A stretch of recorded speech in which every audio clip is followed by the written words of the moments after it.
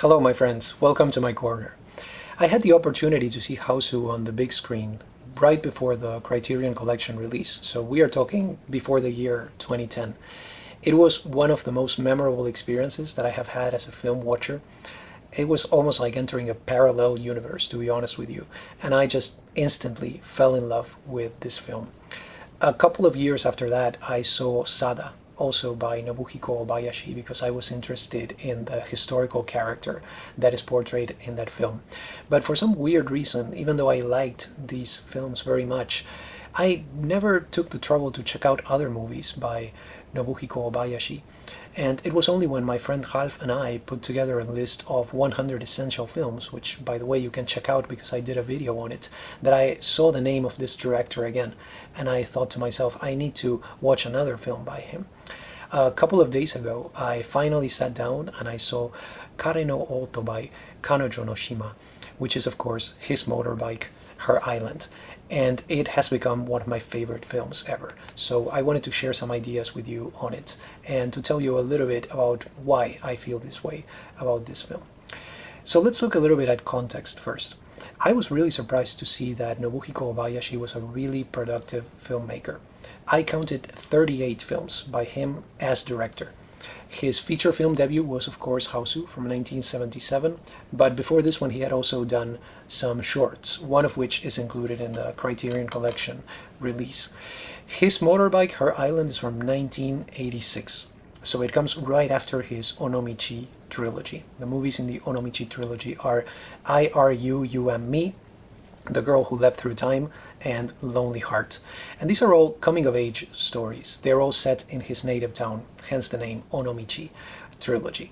Now, a very long time ago, I read in one of those histories of the movies, histories of cinema, that Japanese cinema had gone into a kind of a decline during the 1980s because filmmakers had turned to TV, for example. It was an argument to that effect. And now I can say, based on the films from the 1980s from Japan that I have seen, that that argument is simply ridiculous. I think you can even just cite the name Nobuhiko Obayashi in order to refute that argument right there. So his motorbike, Her Island.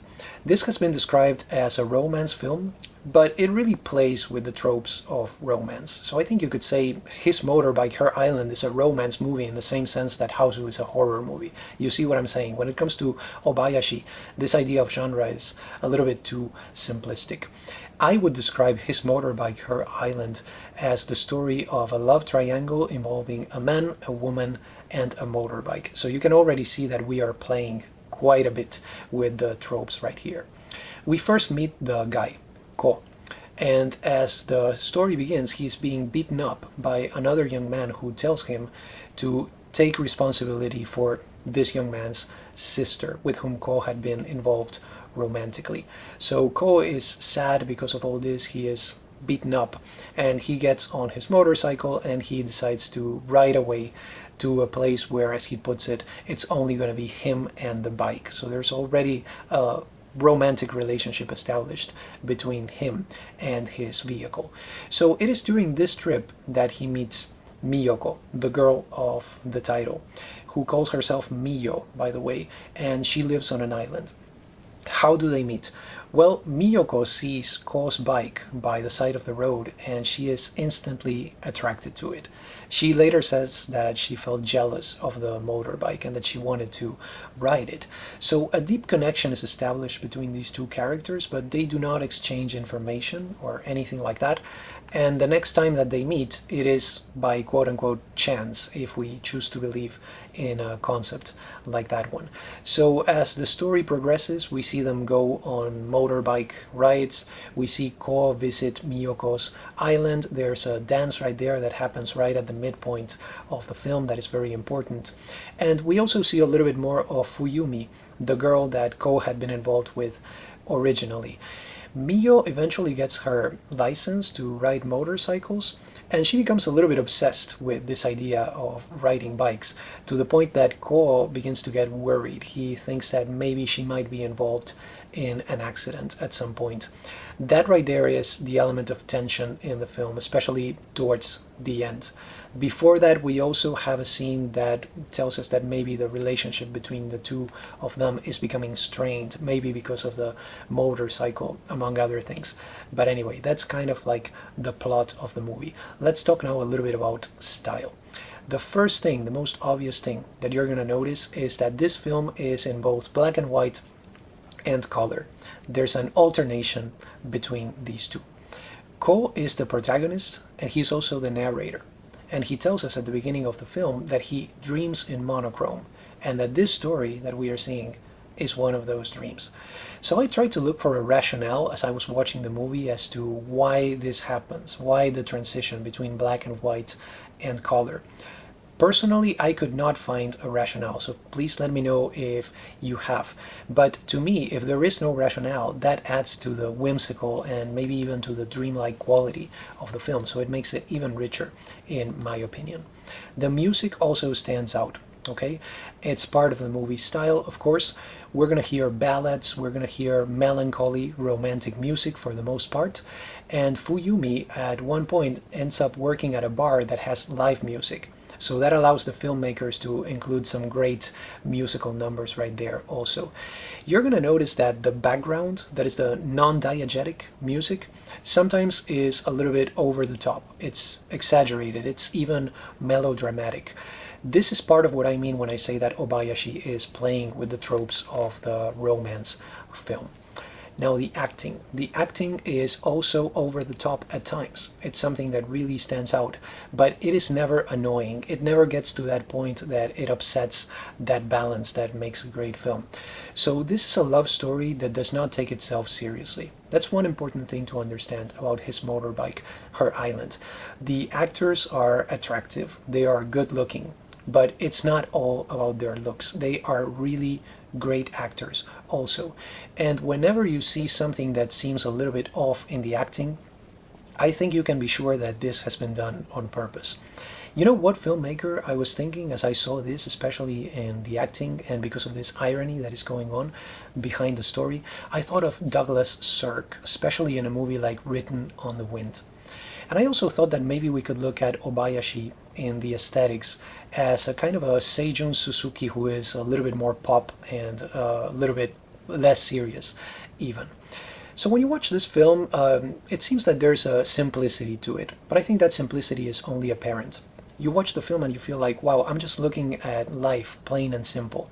There are some quote-unquote random scenes that seem out of place and unnecessary. For example, there's one scene in which Ko and his friend go and start smashing rearview mirrors, just for the hell of it. There's another scene in which we see a little bit of a road rage incident between Ko and the couple in a car. It leads to a little bit of surreal humor, which you can find in this film and of course in Hausu by Obayashi. But what I want to say is that in fact I believe there is great attention to detail in this film, and I'm going to give you just one quick example of that. We can look at the names of the characters. We have Miyoko and Ko. So his name is contained within her name, right? And then remember that Miyoko calls herself Miyo. So he, Ko, is that part of Miyoko's name that is now missing. In a way, you could say that he completes her. There's also a bit with the names and everything that is lost in translation. At one point, Ko asks Miyo to read the brand of the bike, which is of course Kawasaki, and when she reads the first three letters backwards, that is her name. That is what it says in the subtitles. So it is lost to me because I don't speak Japanese. But that is another instance in which you can see that there is really great attention to detail here. Another element of style that I want to highlight is the postmodernist quality of this film. I would say, of course, primarily because of the play with genres, which is a quality of postmodernism. As I said before, this is not a romance film, period. It's a romance film that makes fun of romance films without ridiculing them, and it is also so much more than that, speaking in the context of genre. Also notice how the mediator in the relationship between Miyo and Ko is a motorcycle. That is a commodity, a piece of technology. This is a characteristic of postmodernity. Connections are really not direct, they are mediated, and in this case by something that happens to be a great symbol of pop culture, which is the motorcycle that is tied to the character of Ko, just as the island is tied to the character of Mio. So the island, you could say, this idea of isolation, self-containment, and things like that. So I thought of Chungking Express. Maybe it's not surprising that I liked this film so much, because I am a big fan of Wong Kar-wai in general, and in particular of Chungking Express. This film also features narration. It also features elements of pop culture through which the characters connect, especially the music. The music is quite memorable, especially the song California Dreaming, because we hear it so many times in that film by Wong Kar-wai. And also we have in Chungking Express love stories that establish their own rules, if you will, just as I would say that His Motorbike, Her Island does. So the bottom line, His Motorbike, Her Island is just fantastic. It was a revelation to me. That's the way that I want to put it. So I thought this is what all love stories should be like. But at the same time, it is precisely because that is not the case that this is such a memorable and such an interesting film. So it really appealed to the hopeless romantic in me. And I don't know, when the film was over, I just wanted to beat myself up for not watching more films by Nobuhiko Obayashi in all this time. Now, the good news is that I can remedy that. And as a matter of fact, I'm already thinking of the next film by Obayashi that I'm going to be watching, and that is Chisuko's younger sister from 1991. I have been reading at the plot descriptions, and that is the one that appeals to me the most. So that's probably going to be the next step for me in my journey as I continue to explore the work of Nobuhiko Obayashi. Do you have any questions, comments, recommendations, recipes? Those were my 2 cents on Nobuhiko Obayashi's His Motorbike, Her Island, a great film from 1986. And once again, I want to say a big thank you to my friend Ralph for bringing my attention to this film. I hope you enjoyed this video. Thank you so much for stopping by, and have a wonderful day.